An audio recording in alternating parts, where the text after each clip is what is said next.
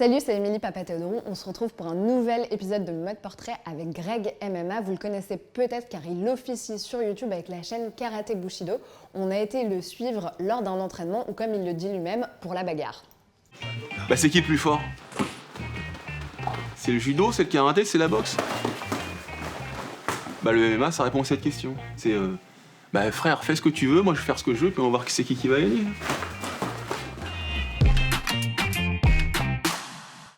Salut à tous, c'est Grégory Bouchelaghem, plus connu sous le nom de Greg MMA. Je vous officie sur YouTube sur la chaîne de Karaté Bushido, plein de bagarres, surtout de la bonne humeur. Voici mon mode portrait pour clic. J'aime bien me battre.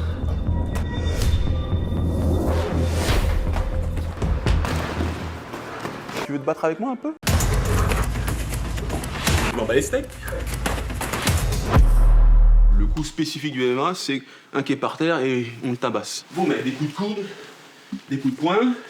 Si je suis dans des ligues japonaises, ils aiment bien boum, mettre des coups de pompe ici, écraser la tête. Je peux l'étrangler ou le soumettre. Enfin, je peux. Voilà, bon, peu importe. Je suis là, je l'étrangle.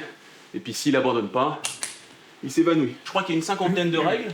Donc on n'a pas le droit de mettre les doigts dans les yeux, on n'a pas le droit de mordre, on va tirer les cheveux. On n'a pas le droit de frapper sur la colonne vertébrale, on n'a pas le droit de frapper dans les parties. Tu prends n'importe quel champion du monde, de judo, de lutte, de boxe, amène-le-moi ici, et je vais en faire de la chair à pâté. L'octogone, on en a quand même beaucoup entendu parler ces dernières années. La cage, en fait, elle a une utilité. La cage, c'est fait pour protéger les combattants. Et en plus de ça, bien sûr, il y a un aspect très visuel. Joli. Greg, il est très sérieux, il s'entraîne tous les jours. Et c'est surtout un grand combattant, hein. C'est un des pionniers du MMA, Greg. Hein. C'est un exemple. Et c'est un frère. Donc, le middle kick. Tu te sentais peut-être un peu seul au début, je sais que tu devais aller à l'étranger peut-être pour pratiquer, puisque les combats étaient quand même illégaux en France pendant des années, jusqu'à très récemment en fait. C'était en 2020 que ça a été rendu légal, c'est quand même fou. Ouais, moi que ce soit légal ou pas, c'est pas mon problème. Hein. C'est légal, c'est tant mieux. Les petits jeunes, ils pourront en vivre. Moi, j'ai pas eu cette chance.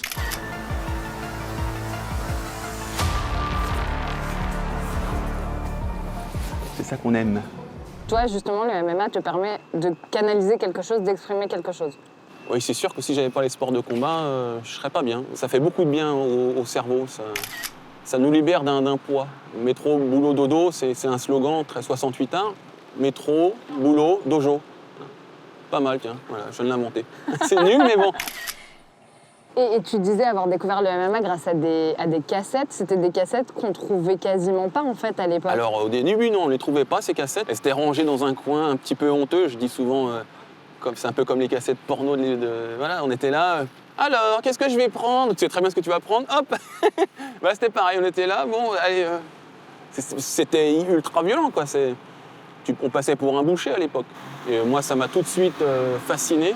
Un mélange de violence, de vérité, moi j'adore. Alors que maintenant, c'est presque normalisé. Tu fais du MMA, ah d'accord, sympa. Bon. Des petits crochets pour me faire bouger mes mains, et après, je reste pas trop. Ça parlait pas mal de bataille psychologique, pourquoi? Beaucoup. En fait. C'est pas que du physique en fait, tout ça. Non, mais c'est ce que m'explique Mika, hein, c'est faut essayer de se mettre dans la tête du gars en face. Comme il dit, il faut le matrixer. Il rentre dans ma tête en rentrant sur moi, en me faisant douter. Moi, j'entends des petits coups de temps en temps, pouf, pouf, de temps en temps, enchaîné. Et c'est quoi ses qualités à Greg? Déjà son physique, en repère, il est rapide, puis c'est une âme de guerrier. Au MMA, c'est une brute épaisse, quoi. Il est très dur. Vous entendez les gars le bruit de la savane? Ça n'a rien à voir. Une des premières vidéos, c'était une vidéo avec des blocages tectoniques. Ouais. C'est comme ça que tu appelles ça. Qu'est-ce que ça veut dire? Les blocages tectoniques, c'est des blocages qui sont très courts, qui permettent de bloquer l'ensemble des coups. Je crois que je suis le premier, un des seuls à faire ça en France. Je prends des gens au hasard dans la rue, je leur demande de me frapper le plus fort possible, où ils veulent, et je dois faire le bon blocage. Le fait de faire des vidéos sur YouTube, ça t'oblige à rester en forme. T'as pas envie de passer pour un branque, t'as pas envie de te faire démonter par les gens que tu reçois.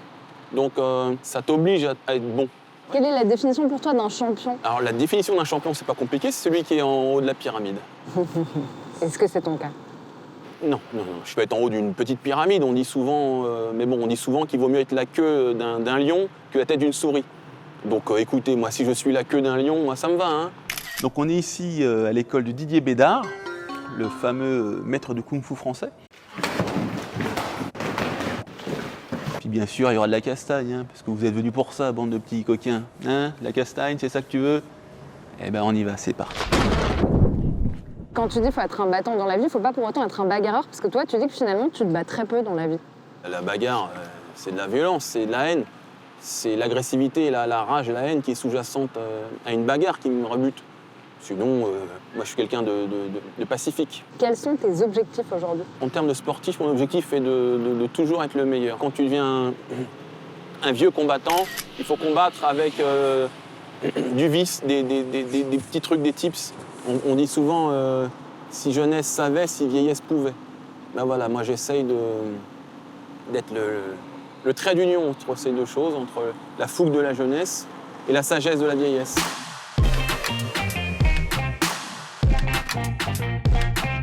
J'espère que cet épisode vous a plu. N'hésitez pas à liker, partager, laisser vos commentaires et à vous abonner à la chaîne Click. On se retrouve pour un prochain épisode de Mode Portrait avec Douchka Volaric que vous connaissez peut-être sur TikTok sous le pseudo de Taille Basse.